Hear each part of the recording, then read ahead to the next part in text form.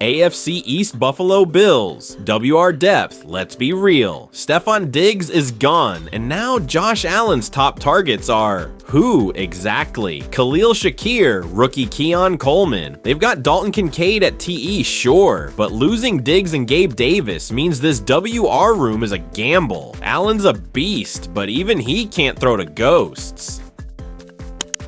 Miami Dolphins, trenches, durability, speed kills, and Miami's got it in buckets. But when that O-line starts falling apart, and it will, and the D-line gets gashed by physical teams, it shows.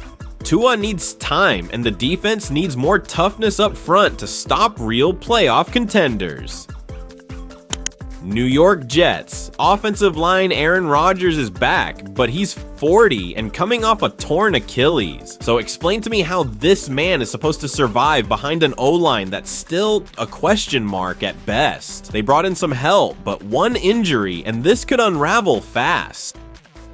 New England Patriots, offensive identity, new coach, rookie QB, no WR1. What are we doing here? This team lacks a real offensive identity. It's gonna take time to rebuild post-Belichick, and right now the biggest weakness is just knowing who they are on that side of the ball.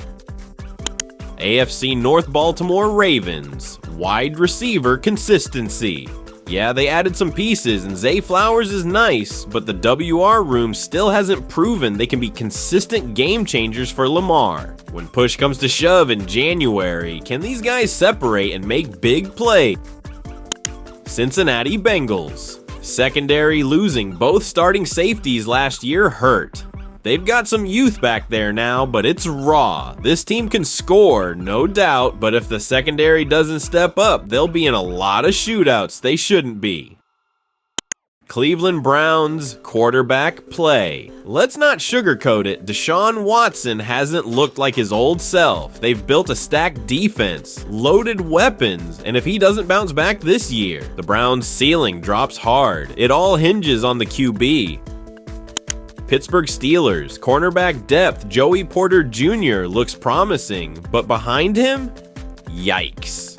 The Steelers' defense is always tough, but they need help in coverage, especially with the elite wide receivers in this division. If they can't lock it down on the outside, it's going to get ugly.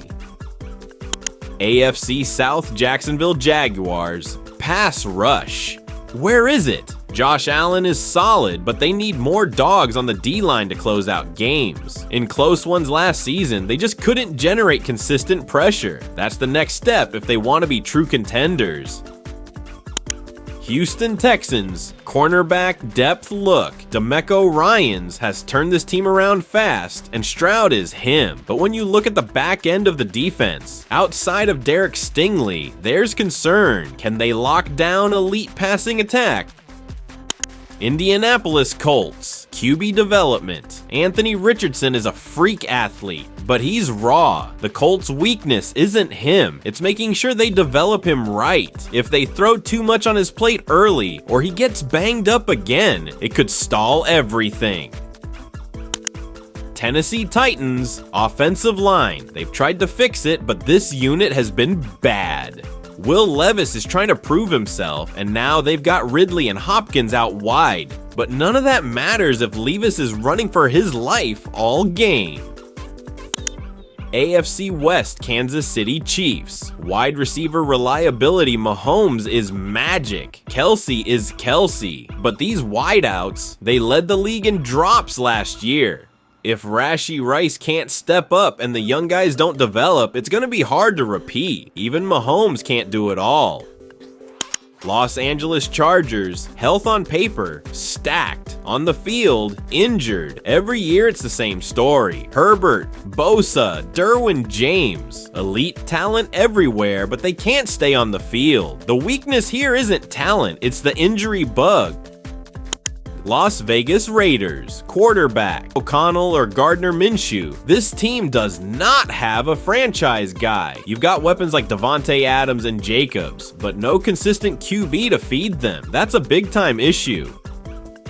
Denver Broncos, offensive line consistency. Russell Wilson was a problem, but so was the O-line. Sean Payton needs time, but this unit still can't block consistently. Doesn't matter who's under center if they can't stay upright.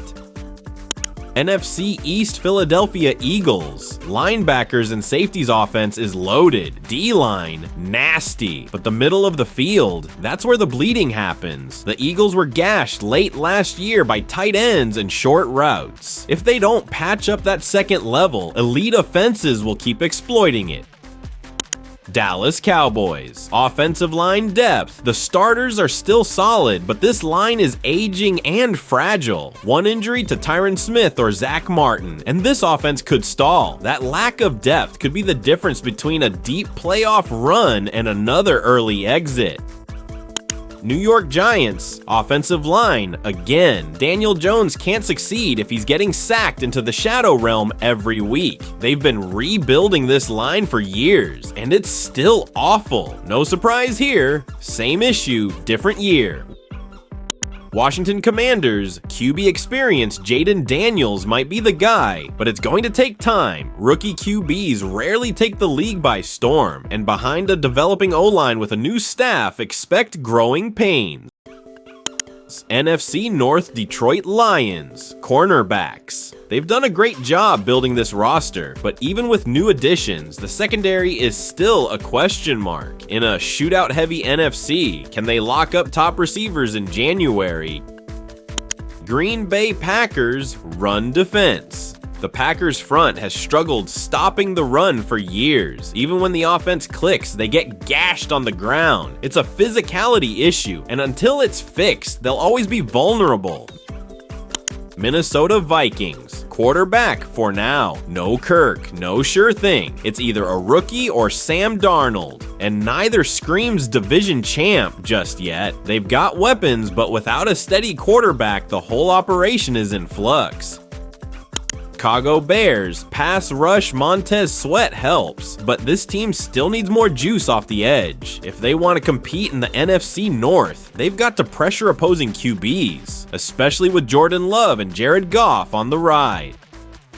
NFC South Tampa Bay Buccaneers. Run game Baker was solid last year, but the run game was non-existent. They need more balance. Rashad White is decent, but the O-line hasn't helped either. If they don't find a ground game, the offense stays one-dimensional. New Orleans Saints, coaching.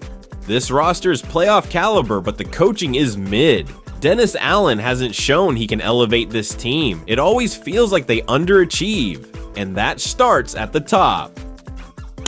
Atlanta Falcons, quarterback ceiling. We all love the Kirk Cousins signing. What's the ceiling? You've got Bijan, London, Pitts, tons of skilled guys, but are you winning big games with Cousins? That's the question.